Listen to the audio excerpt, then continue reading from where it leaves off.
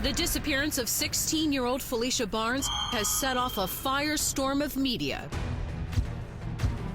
The beautiful honors student went missing just 3 days after Christmas. I wouldn't think she would just run off or anything like that, because that was not in her character.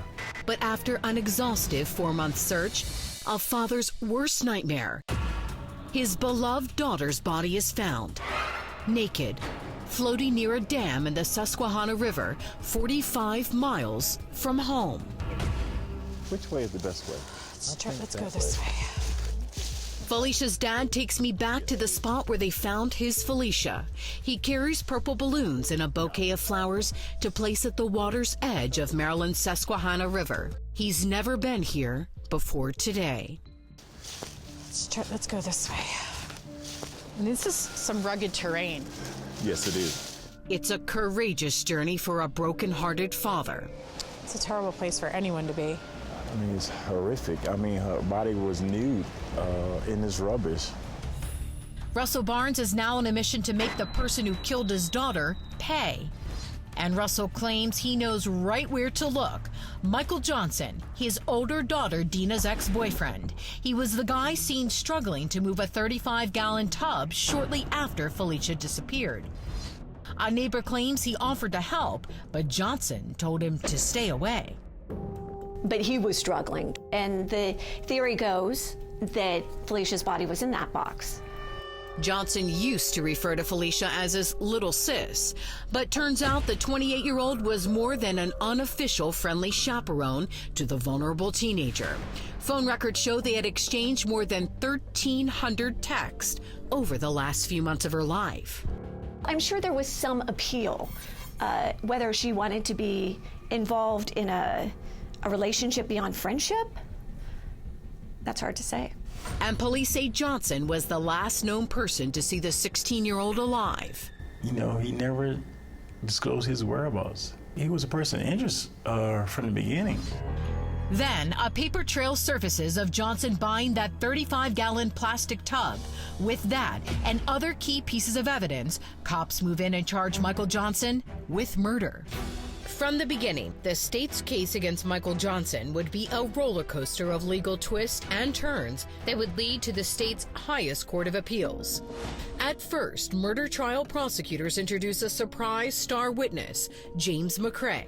McCrae testifies Michael Johnson called him to his apartment and asked him to help get rid of Phylicia's body. Then, in riveting testimony, he tells the jury Johnson told McCrae he strangled the 16-year-old. Michael Johnson confessed to him, said that the two were involved sexually. Phylicia wouldn't stop crying, and Michael Johnson put a pillow over her face and suffocated her. And he didn't know what to do with the body, and he called James for help in getting rid of the body. But Johnson never wavers from maintaining his innocence. His attorneys point to cracks in the prosecutor's case, including there's no DNA against him.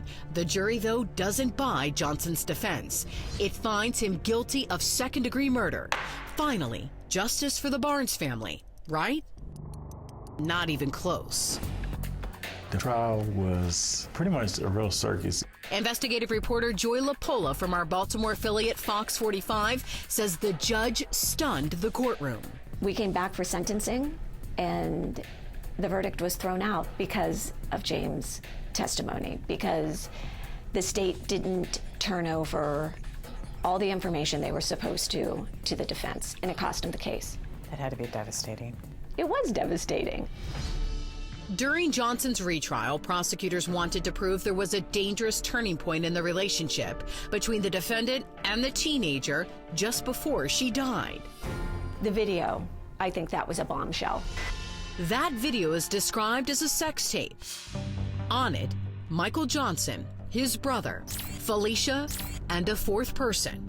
That person, believe it or not, Phylicia's older sister, Deena. It was shocking. I mean, this is a young girl. This is a 16-year-old girl on a sex tape with a grown man and his grown brother and her grown sister. They were intoxicated. They were partially nude. It's not the kind of video you would necessarily want played if she was your child. For the first time, Phylicia's sister Deena has agreed to sit down with Crime Watch Daily to tell her side of the story. Still haunted by her sister's murder, Deena is trying to keep the focus on Phylicia. All right, we're going to talk about something that I know that is very hard for you, but it is something that's out there, and you do have a side to all of this. Talk to me about the tape.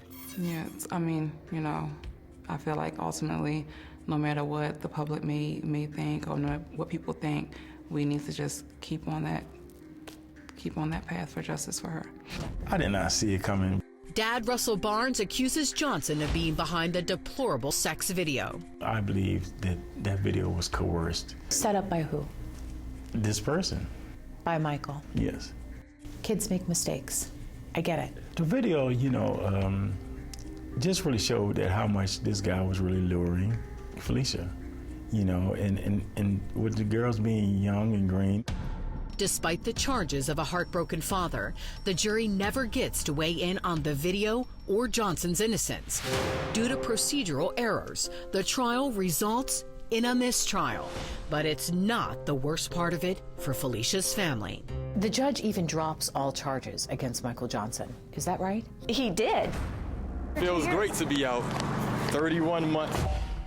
But prosecutors don't give up, eventually appealing the judge's decision to the state's highest court, and the charges of second-degree murder are reinstated against Johnson. Johnson appeals that decision to the U.S. Supreme Court, and he's denied. His attorney was arguing double jeopardy. Right, exactly. But they lost. It didn't stick. Ultimately, what's been ruled? He's going to stand trial again. A third trial. A third trial. But he's free now. He's out. I don't have anything to say. Michael Johnson is out, but on supervised release. And to this day, he maintains his innocence, denying he killed Phylicia Barnes. We're in the neighborhood where we believe Michael Johnson lives. It is extremely important in this case to get his side of the story. Hopefully we can find Michael today and see if he has anything to say about all of this.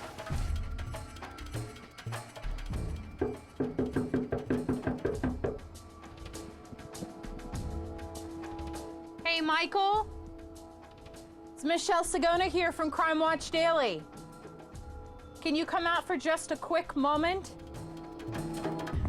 Well, if Michael Johnson is inside, he's not coming to the door. There's a concern among some people in the public Michael Johnson will walk free after all of this. He's out right now. And he's innocent until proven guilty. We have to keep that in perspective. That Michael Johnson, at this point, is innocent. The Barnes family knows a conviction now may be an uphill battle, but through it all, their fight for Phylicia has always been about one thing: justice. How painful has this been for you? I can't even describe how painful it is. But ultimately, the thing that's the most painful, no matter what I've been through, is that I don't have my sister. I don't have, like, she was my best friend, and I don't have her. Michael Johnson's third trial is expected to start in March of next year. Until then, he remains on supervised release. And we'll, of course, bring you the verdict right here on Crime Watch Daily.